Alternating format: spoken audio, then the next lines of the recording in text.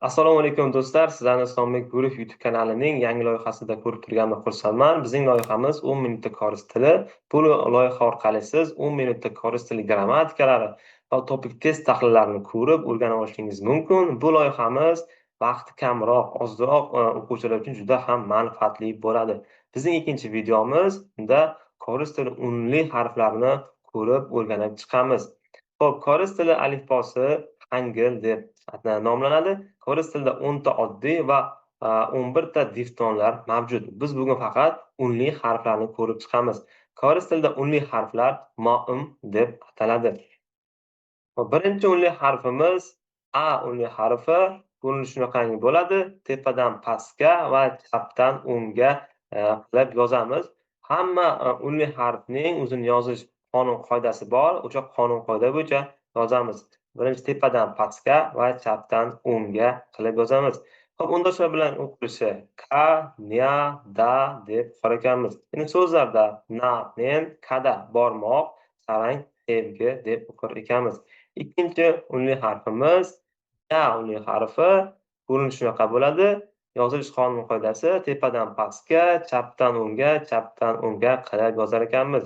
Xo'p, undashlar bilan kelishi ya, nya, kya deb talaffuz qilar ekanmiz. So'zlarda yak, dori yoki hey e'tibor tortish uchun hey deb tarjima berar ekan. Keyingi unli harfimiz esa o unli harfi. Ko'rinishi shunaqa bo'ladi. Yozilish tartibi chapdan o'ngga, tepadan pastga qilib yozar ekanmiz. Undashlar bilan talaffuzda ko, no, to deb talaffuz qilar ekanmiz. Hop, so'zlarda o hayratlanganda karisda ishlatadi.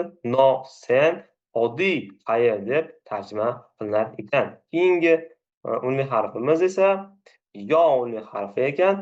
Ko'rinishi shunaqa bo'ladi. Yozilish tartibi chapdan o'ngga, tepadan pastga qilib yozar ekanmiz. Undashlar bilan talaffuzda yo, nyo, kyo deb talaffuz qilar ekanmiz. Gaplarda esa yoda, yogi, yorim deb talaffuz qilar ekanmiz. Navbatdagi unli harfimiz esa o unli harfi. Bu harfni ko'plar o deb o'rgatishadi va o deb o'rgatishadi. Bu harfimiz o va o'ning o'rtasida turadi va ko'proq o'ga tortib ketgani uchun men sizlarga o deb o'rgatyapman. Xo'p, yozilish tartibi tepadan pastga, chapdan o'ngga qilib yozar ekanmiz. Unda o'sha bilan o'qilishi talaffuzda ko, to va o deb o'qir ekanmiz. Gaplarda, so'zlarda oda kelmoq, poda ko'rmoq, qo'nil, bugun deb talaffuz qilar ekanmiz. Navbatdagi unli harfimiz esa yo unli harfi. Ko'rinishi shunaqa bo'ladi. Tepadan pastga, chapdan o'ngga. Buni ham xuddi yo deb o'rgatishadi ba'zi birlar yo deb o'rgatishadi. Bu ham yo bilan yo'ning o'rtasida turadi. Ko'proq yo'ga tortib ketgani uchun men sizlarga yo deb o'rgatyapman. So'zlarda ko'proq yo keladi. Xo'p, undashlar bilan kelishi kyo, myo, nyo deb talaffuz qilar ekanmiz. So'zlarda yoriy, pishirish, tungyo, muhim, hakyo, maktab deb talaffuz qilar ekanmiz. Navbatdagi unli harfimiz esa u unli harfi. Chapdan o'ngga, tepadan pastga qilib yozar ekanmiz. Ko'rib turibsizki, u harfini. Undashlar bilan talaffuzda ku, nu, tu deb talaffuz qilar ekanmiz. Xo'p, so'zlarda uyu, uri, kudu deb talaffuz qilar ekanmiz. Xo'p, navbatdagi unli harfimiz esa yu unli harfi. Ko'rib turibmizki, chapdan o'ngga, tepadan pastga qilib yozar ekanmiz qonun bo'yicha. Xo'p, undashlar bilan kelishi yu, myu deb talaffuz qilar ekanmiz. So'zlarda yu sabab, yuk ta'lim, kompyuter deb talaffuz qilar ekanmiz so'zlarda. Navbatdagi unli harfimiz esa I unli harfi. Yozish juda ham oson. Bir tayoqcha qilamiz, lekin sal uzunroq bo'lishi kerak. Undashlar bilan kelishi ni, bi, ki deb talaffuz qilar ekanmiz. So'zlarda irim, il, ironada deb so'zlarda talaffuz qilar ekanmiz. Navbatdagi unli harfimiz unli harfi. Bu tovush o'zbek tilida yo'q, ya'ni ruscha dan olingan. Ya'ni buni yozilish tartibi ham juda oson. Yotiq chizib chizamiz. uzunroq bo'ladi. Xo'p, so'zlarda sda yozmoq, talaffuzga e'tibor bering. Sda yozmoq, i emas, deyapman. Kda o'chirmoq, bu yerda kda. Mana bu k bilan buni kni farqini bilasiz. Birinchi videoda tushuntirib o'tgandim. Kda katta, kichik ovqat deb talaffuz qilinadi. Xo'p, uniylar ikkiga bo'linadi. Tik va yotiq uniylarga bo'linadi. Tik uniylarga a, ya, o, yo, i uniylari kiradi. Endi yotiq uniylarga o, yo, u, yu, i uniylari kiradi.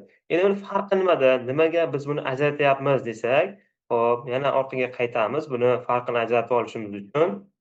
Hop, bu yerda e'tibor berayotgan bo'lsangiz, tik uniylarga yo uniysi ham kirar edi.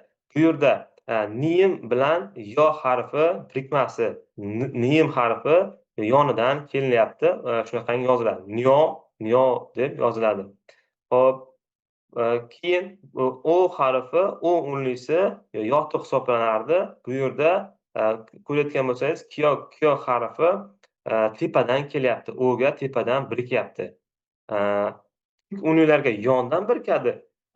Yotiq uniylarga esa ustidan birikadi, undoshlarimz. Mana bu yerda tigi undoshi ham ustidan birikyapti.